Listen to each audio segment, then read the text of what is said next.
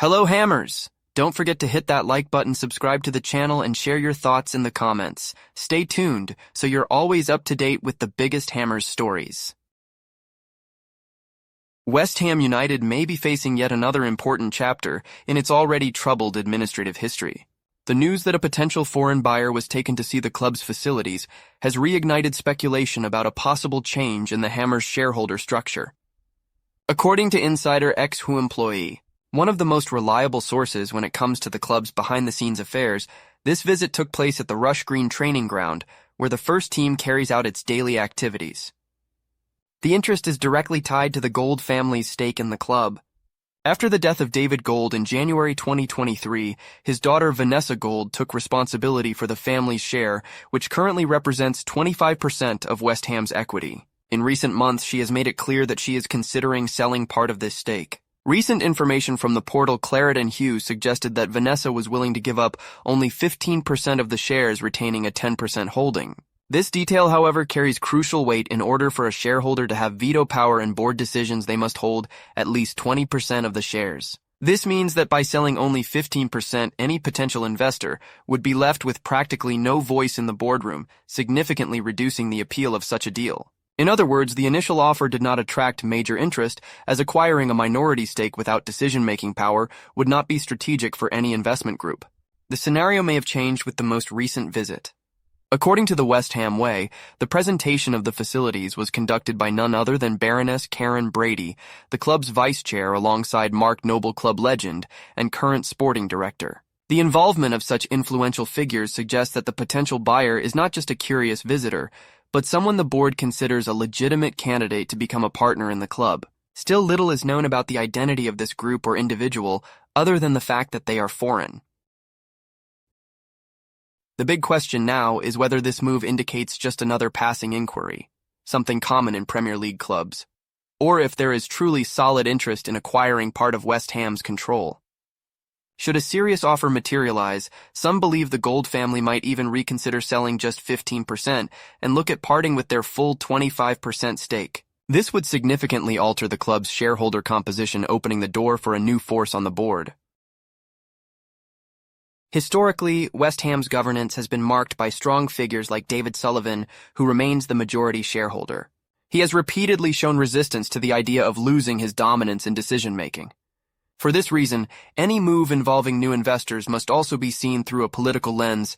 How willing would Sullivan be to share power or accept a shift in the board's dynamics? This factor could either stall negotiations or conversely accelerate a sale if pressure increases.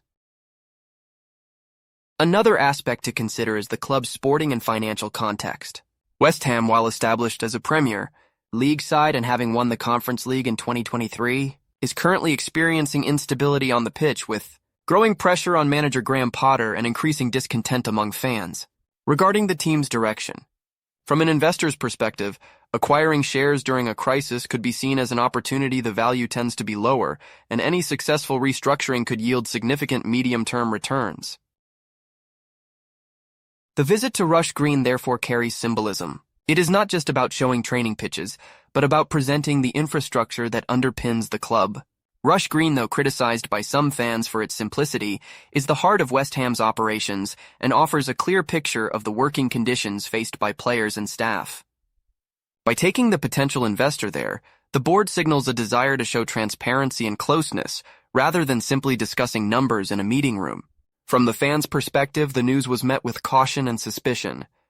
The experience of moving to the London Stadium, coupled with controversial administrative decisions over the last decade, has left many supporters wary of promises from new investors.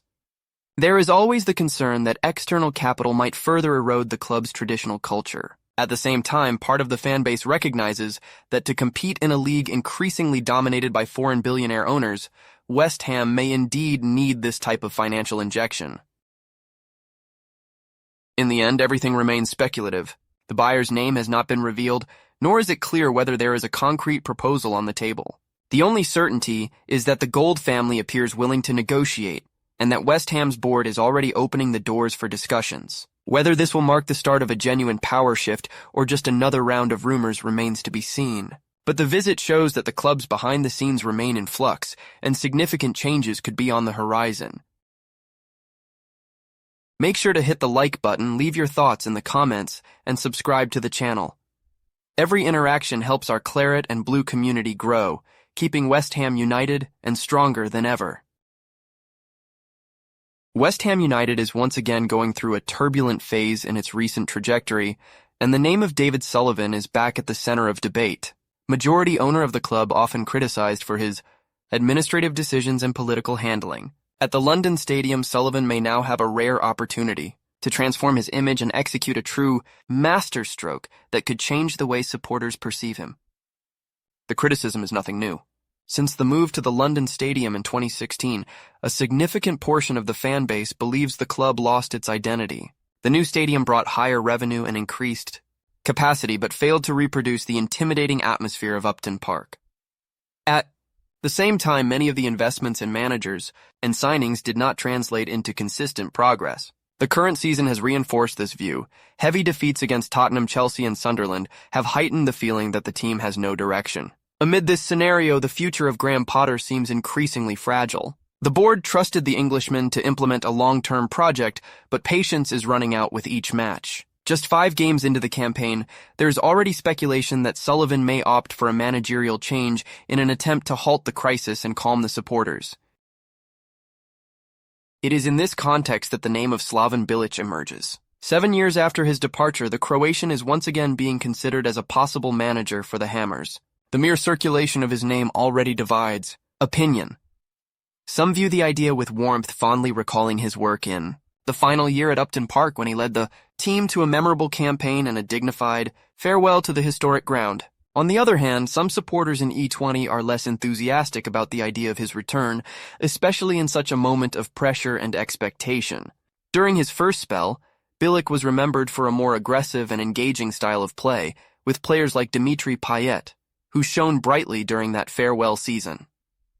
The Croatian managed to get the best out of a squad that, while not considered among the strongest in the Premier League, competed on equal terms with the Giants.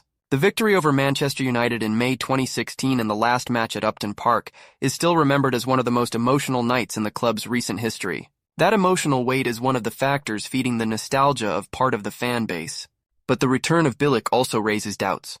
His career after West Ham has been uneven, with inconsistent stints at clubs like West Bromwich Albion and experiences abroad.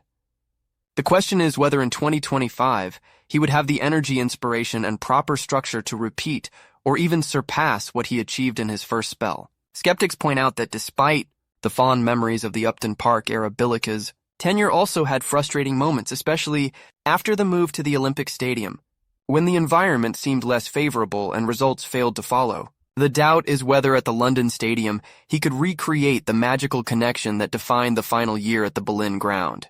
However, there is a precedent that strengthens Sullivan's idea, the case of David Moyes. The Scot took charge of West Ham in 2017 with a clear mission to avoid relegation. He succeeded with ease, yet his contract was not renewed. The board turned to Manuel Pellegrini in search of a leap in quality, but that project failed. The outcome: Moyes was called back and this time made history. He led the club to a European triumph in the Conference League and secured consecutive qualifications for continental tournaments, something unimaginable just a few years earlier. This history shows that Sullivan has no fear of turning back to managers who have already been at the club, even if they left under uncertain circumstances. The strategy of betting on a return may seem risky or unpopular at first, but Moyes' results prove that in certain conditions it can become an outstanding success. Looking at Bilic, Sullivan may be thinking of exactly that parallel. Bringing back a coach who knows the club's culture, understands the supporters' pressure, and has already shown he can build a competitive side might be seen as an attempt to replicate the formula of success. The Croatian, like Moyes in his second spell, would arrive at the London Stadium under different circumstances, with fewer external expectations and more room to surprise. The big question is whether Bilic today would have the same energy and the necessary resources to change the environment. Premier League football has evolved significantly since his first spell, and competition is fiercer than ever. For it to work, Sullivan would need to provide proper support in terms of squad and structure, avoiding past mistakes. Even so, the possibility of reconnecting the club with its own history could be seen as an advantage, especially at a time when supporters feel a lack of identity. If Bilic can even partially replicate what Moyes achieved, Sullivan's decision could be viewed as a brilliant move. More than just changing the manager, It would be a chance to rebuild the relationship with supporters and show that the club can still make coherent and strategic decisions. In the long run, this gesture could even redefine the image of the owner often associated with questionable choices. For now, everything remains speculative. Potter is still in charge, but his margin for error is narrowing. The demand for immediate results, combined with the fans' short patience, makes the West Ham job one of the most unstable in the Premier League. Sullivan, aware of the risk of the season slipping away, may be preparing a bold move. The return of Slaven Bilic may not be the most popular choice now, but as with David Moyes, there is the possibility it could be exactly what the club needs. If this move is confirmed and proves successful, West Ham would not only gain a new direction, but also see its owner achieve an unexpected rehabilitation in the eyes of the supporters. A true masterstroke in East London, perhaps the most surprising of recent years. Before we carry on, don't forget to like, comment, and subscribe to our channel. This is really important because it strengthens the Claret and Blue family, making our West Ham bigger and stronger every day. West Ham United is preparing for one of the most important matches of its season so far. Next Saturday, the team hosts Crystal Palace at the London Stadium in a clash that at first glance might seem like just another London derby. However, the current circumstances give this match far greater significance. For Graham Potter, it could be decisive for his future as manager of the Hammers. The pressure on Potter has grown rapidly after recent results. Heavy defeats against Tottenham, Chelsea, and Sunderland have shaken the fans' confidence and left the manager in an extremely delicate position. The victory over Nottingham Forest seemed like a turning point but was not followed up. Now the clash against Palace emerges as a kind of final test where only a win can breathe life into a project that so far has failed to take off. The opponent meanwhile arrives in high spirits. Crystal Palace have shown themselves to be a solid competitive side, capable of surprising even clubs considered favorites. This balance makes the game even more dangerous for West Ham, who cannot afford another slip, especially at home. A setback at the London Stadium would not only increase pressure from the stands, but could also seal Potter's fate.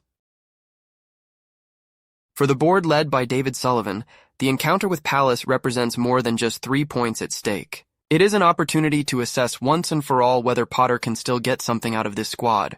Should the performance be poor, the rumors about replacements, already circulating strongly behind the scenes, will only intensify. Names like Nuno Espirito Santo and even Slaven Bilic have already been mentioned as possible alternatives, reinforcing the idea that patience has reached its limit.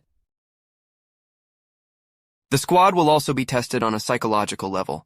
The stay of Lucas Paquetá, who rejected offers and decided to remain, is a positive factor, but it needs to be translated into on-field leadership. Experienced players will have to take responsibility, and the fans expect a collective response that goes beyond words. The clash against Palace, therefore, is not just another fixture on the Premier League calendar. It is a match that could redefine West Ham's season. Victory would provide confidence and perhaps some extra time for Potter to work. Defeat, on the other hand, could mark the end of his tenure at the club and open the door to a new era in the dugout. More than ever, the Hammers need to turn the London Stadium into an ally, creating an atmosphere that pushes the team towards a reaction. After all, in times of crisis, every detail makes a difference. And this Saturday, all eyes will be on East London. And that's all for today's West Ham news. If you enjoyed the content, don't forget to hit the like button, share it with fellow fans, and of course subscribe to the channel so you never miss an update. Thanks for watching, and I'll see you in the next video. Come on, you Irons!